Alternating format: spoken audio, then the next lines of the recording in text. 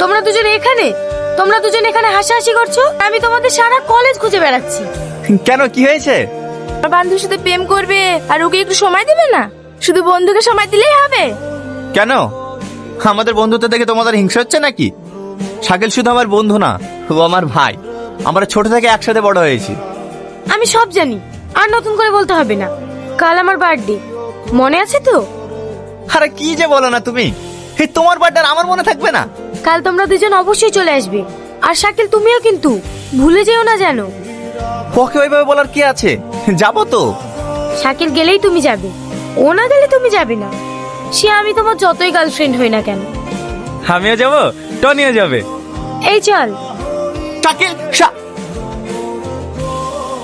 তুই আমাকে বাঁচা ভাই, তুই আমাকে বাঁচা।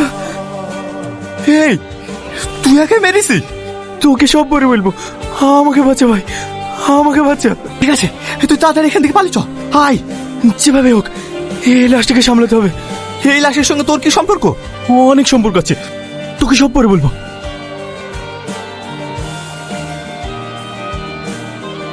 ব্রেকিং নিউজ, এই মুহূর্তে চাঞ্চল্যকর খবর। এমএলএর একমাত্র ছেলের দেহ উদ্ধার নদীর ধার থেকে।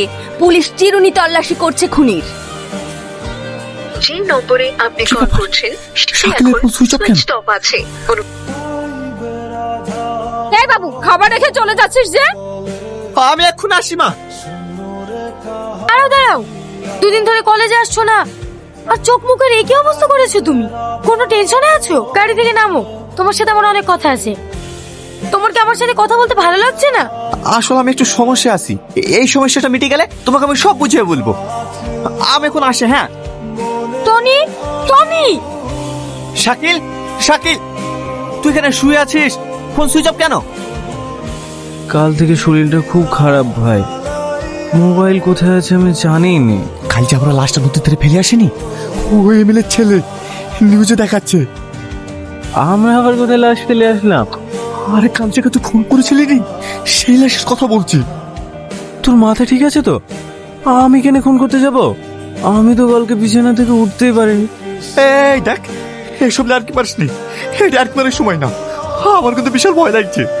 আমার কথা তোর বিশ্বাস হচ্ছে না? দাঁড়া। মা, মাহি, কখন এসছো বা?